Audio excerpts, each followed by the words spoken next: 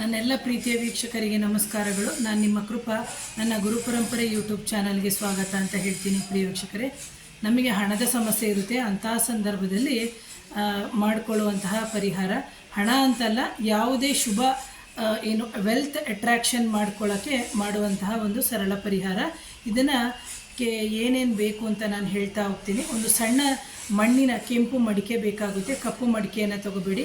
ಅದ್ರ ಜೊತೆಗೆ ಫ್ರೆಶ್ ಆಗಿರುವಂತಹ ಒಂದು ಬಿಳಿ ವಿಭೂತಿ ಉಂಡೆ, ಅಥವಾ ನಾವೇನು ಪಟ್ಟೆ ಬೆಳಿತೀವಿ ಅಥವಾ ಹಚ್ಕೋತೀವಿ ಆ ಥರ ಒಂದು ಬಿಳಿ ಒಂದು ವಿಭೂತಿ ಉಂಡೆ, ಹಾಗೆ ಗೋಮತಿ ಚಕ್ರ ಒಂದು 3 ತಗೋಬೇಕು. ಹಾಗೆ ಗುಲಗಂಜಿ ಅಂತ ಬರುತ್ತೆ. ಗುಲಗಂಜಿಲಿ ಕಪ್ಪು ಮತ್ತು ಕೆಂಪು ಮಿಶ್ರಿತ ಬರುತ್ತೆ.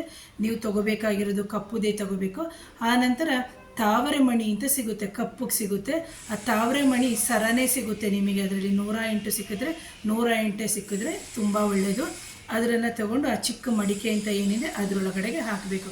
ಅದರ ಜೊತೆಗೆ ನಿಮ್ಮ ಮನೆಯಲ್ಲಿ ಏನಾದರೂ ಸಣ್ಣದಾಗಿ ಬೆಳ್ಳಿ ನಾಣ್ಯಗಳೇನಾದರೂ ಇದ್ದರೆ ಅದರೊಳಗಡೆ ಹಾಕಿ.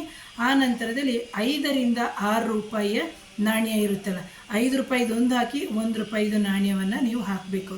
ಅದ್ರ ಜೊತೆಗೆ ನೀವು ಸ್ವಲ್ಪ ಸೆಂಟು, ಅಥವಾ ನಾವೇನು ಹೇಳ್ತೀವಿ ಬಾಡಿ ಸ್ಪ್ರೇ, ಅಂದರೆ ಬಾಡಿ ಸ್ಪ್ರೇ ಅಲ್ಲ, ಸೆಂಟ್ ಅಂತಲೇ ಕೇಳಿ, ಅಥವಾ ಜವ್ವಾದಂತಲೇ ಕೇಳಿ, ಸ್ವಲ್ಪ ಜವ್ವಾದು ಜೊತೆಗೆ ಸ್ವಲ್ಪ ಅತ್ತರ್ ಅಂತ ಸಿಗುತ್ತೆ. ಅದನ್ನು ತೊಗೊಂಡು ಬಂದು ಆ ಮಡಿಕೆ ಒಳಗಡೆಗೆ ನೀವು ಹಾಕಬೇಕು. ಆ ಮಡಿಕೆ ಒಳಗಡೆಗೆ ಹಾಕಿಬಿಟ್ಟು ಅದನ್ನು ಕ್ಲೀನಾಗಿ ಕವರ್ ಮಾಡಬೇಕು.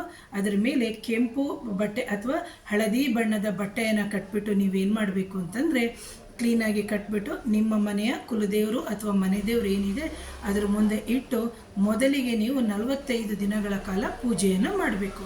ಇದನ್ನು ಮಾಡೋದನ್ನೇ ನೀವು ಅಮಾವಾಸ್ಯೆ ದಿನ ಮಾಡಬಹುದು, ಹುಣ್ಣಿಮೆಯ ದಿನಗಳಲ್ಲಿ ಮಾಡ್ಬೋದು, ಆನಂತರ ಶುಕ್ರವಾರ ದಿನಗಳಲ್ಲಿ, ಈ 3 ದಿನಗಳಲ್ಲಿ ಮಾಡ್ಬೋದು.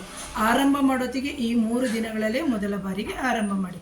ಆ ನಂತರ 45 ದಿನ ಆದ ನಂತರ ನೀವೇನು ಮಾಡಬೇಕು, ಅದನ್ನು ತೊಗೊಂಡು ಹೋಗ್ಬಿಟ್ಟು ನೀವು ನಿಮ್ಮ ತಿಜೋರಿ ಅಂತ ನಾವೇನು ಹೇಳ್ತೀವಿ, ಅಥವಾ ಕಬಾರ್ಡ್ ಅಂತ ನಾವೇನು ಹೇಳ್ತೀವಿ, ಅದರಲ್ಲಿ ಇಡೋದ್ರಿಂದ ಖಂಡಿತವಾಗಲಿ ನಿಮಗೆ ಅತ್ಯಂತ ಲಾಭ ಆಗುತ್ತೆ. ಒಂದು.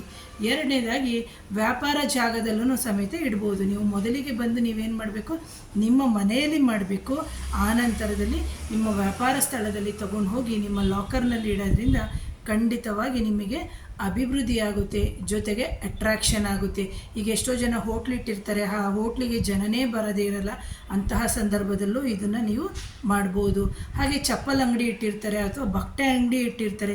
ಯಾವುದೇ ಅಭಿವೃದ್ಧಿ ಕಾರ್ಯಕ್ಕೆ ಅಥವಾ ವೆಲ್ತ್ ಅಟ್ರಾಕ್ಷನ್ಸ್ ಅಂತ ನಾವೇನು ಹೇಳ್ತೀವಿ, ಅಥವಾ ಫ್ಯಾಕ್ಟ್ರಿಗಳಲ್ಲಿ, ಮನೆಗಳಲ್ಲಿ, ಬ್ಯೂಟಿ ಪಾರ್ಲರಲ್ಲಿ, ಎಲ್ಲ ಕಡೆಗಳಲ್ಲೂ ಸಮೇತ ಇದನ್ನು ಇಟ್ಟು ನೀವು ಇದರಿಂದ ನಿಮ್ಮ ವೆಲ್ತನ್ನು ಅಟ್ರಾಕ್ಷನ್ ಮಾಡ್ಬೋದು ಅಂತ ಹೇಳ್ತೀನಿ. ಪ್ರಿಯ ವೀಕ್ಷಕರೇ, ಇದು ಅತ್ಯಂತ ಸರಳವಾದ ಪರಿಹಾರ.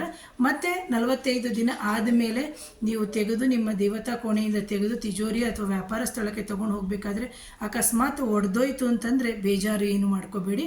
ಮತ್ತೊಮ್ಮೆ ಅದೇ ಮೆಟೀರಿಯಲೇ ಇರಲಿ, ಮಡಿಕೆಯನ್ನು ಮಾತ್ರ ನೀವು ಬೇರೆ ಇನ್ನೊಂದು ತಗೊಂಡು ಮತ್ತೆ ಮಾಡಿ, ಮತ್ತೆ ಸತತವಾಗಿ ಮಾಡಿಬಿಟ್ಟು ತೊಗೊಂಡೋಗಿಡೋದ್ರಿಂದ ಖಂಡಿತವಾಗಿ ನಿಮಗೆ ಅಭಿವೃದ್ಧಿ ಆಗುತ್ತೆ.